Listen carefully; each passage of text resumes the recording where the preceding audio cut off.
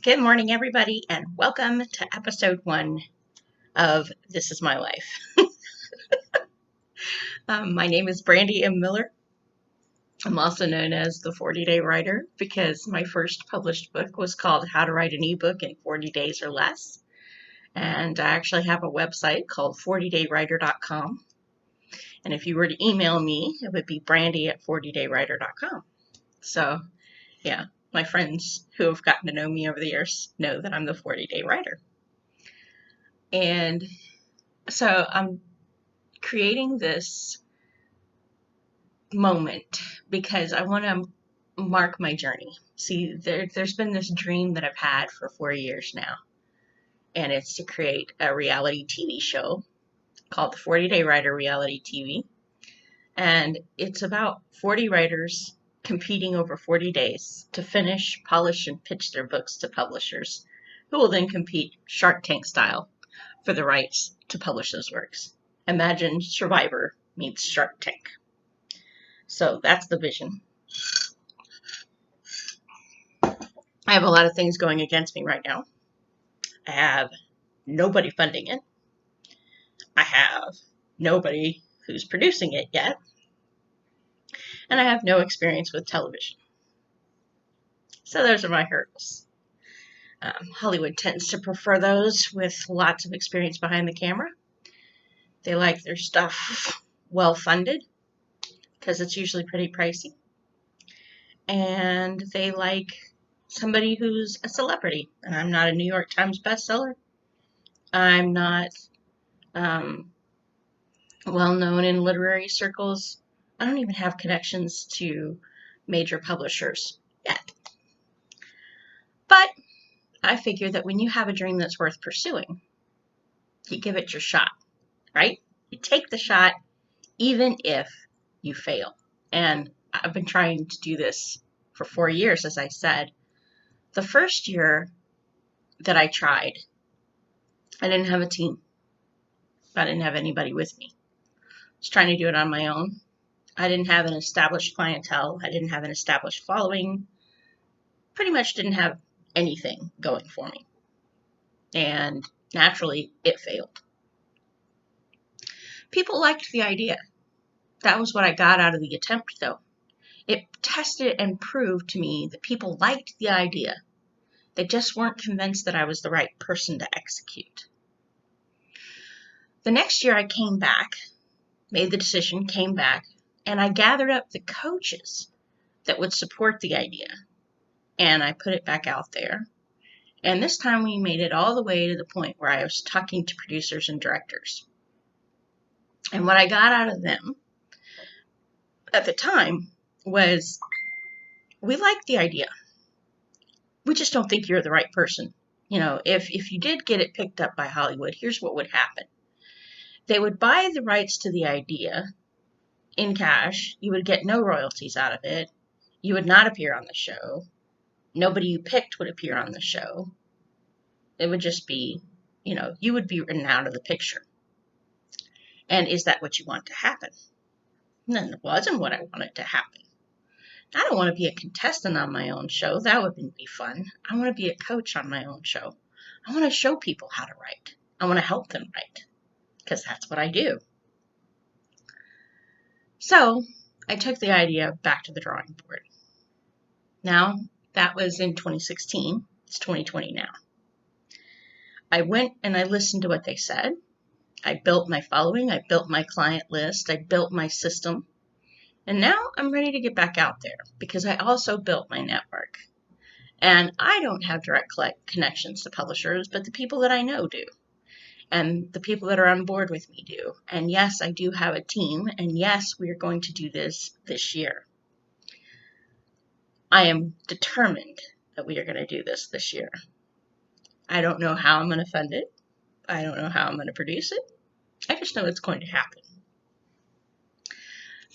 I will say the Titanic was built by professionals and experts.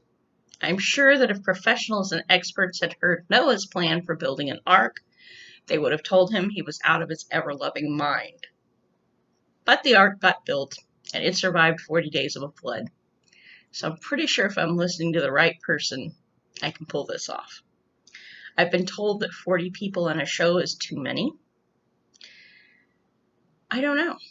We'll see. I just feel like I need to give it my shot.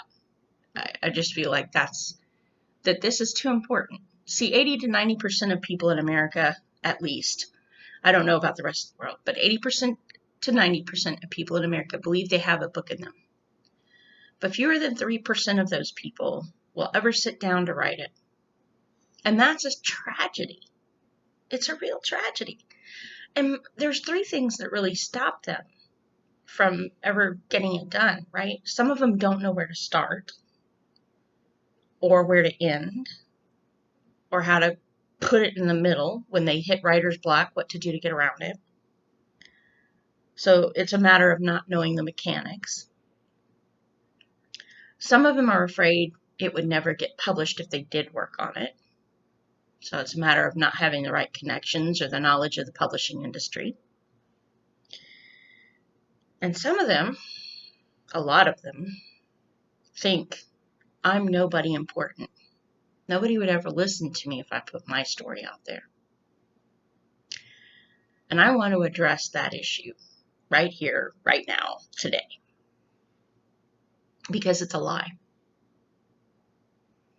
People have been told a long time, you have to be somebody for people to care about a book that's written by you. And the answer is no, you don't. You already are somebody. You're way more important than you realize. You wouldn't be on this planet if you weren't. You have inside of you wisdom, knowledge, experiences that are needed, critical to the health and the survival of the species, but they're locked in your head. And until you step out and you get out there and you write your story, nobody gets to benefit from those. Nobody gets to hear what you have to say. Nobody will even know that you were here. That's the reality. I want to do the reality TV show so that people will see that writing is approachable. They will understand what the publishing process is and how to prepare themselves to be part of it. And so that they will know how to start, how to get past writer's block if it crops up, and how to get to the ending. Right? Because we all have a story to contribute to this world. And that story does matter. That story can save somebody's life if you tell it. But it can't do anything if it never gets written. If you never put it down on paper, it can do absolutely nobody any good. That's the reality.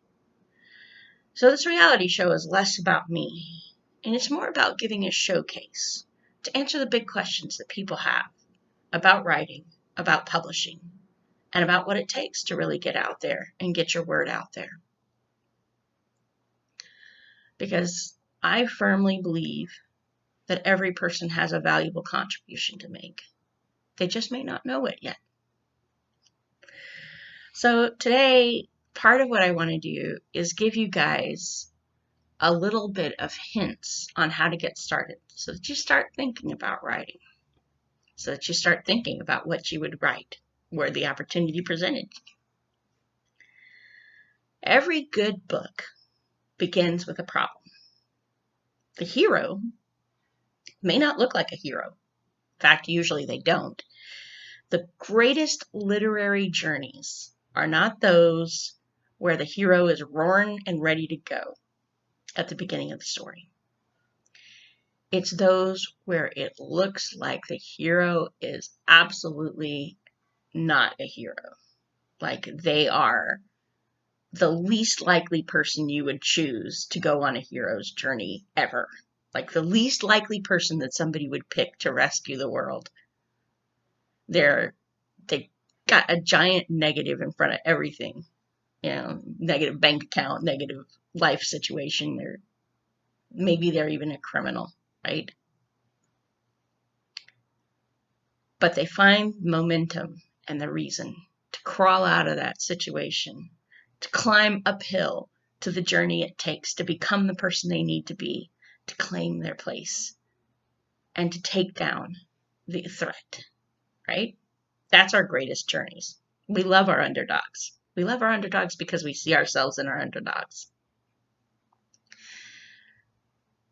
So every story begins with a problem. Now, there's 3 things that need to happen for that problem to be something that people are interested in seeing through to the end, right? The problem needs to be one that the majority of the people who read the book have no idea how to solve themselves. They haven't done it yet. That's the first step. The second step is the person confronting that problem has to be the most unlikely to be able to overcome that problem possible, right? So their chances of failure are almost guaranteed, but there's that little tiny sliver of hope that keeps us turning the page. And the third problem is it has to make a world-changing difference, a life-changing difference. It's good if it's life-changing for the hero.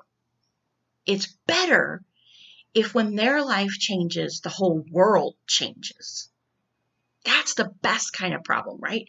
That we want to see a global impact. We want to see that one person choosing to change their life can change the whole world. And so that's what makes a really gripping, compelling story, is watching this unlikely hero work and fight and struggle their way up the hill slowly, one step at a time, to the point where they can defeat the thing, pardon me, where they can defeat the thing that stands between them and success. So, as your first exercise in writing, I want you to think about a problem. And if you're writing fiction, you don't have to know how to solve it, but I always recommend that for your first book anyway, you start with a problem you do know how to solve. Because then you'll be able to tell people what the results are going to be if that problem does get solved.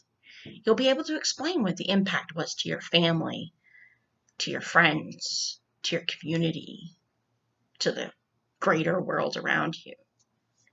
You'll be able to show people what it took to overcome that problem and the emotions that you felt along the way so that they can get connected to the story emotionally. Because our hearts and our heads have to be united when we're writing in order to really draw people in.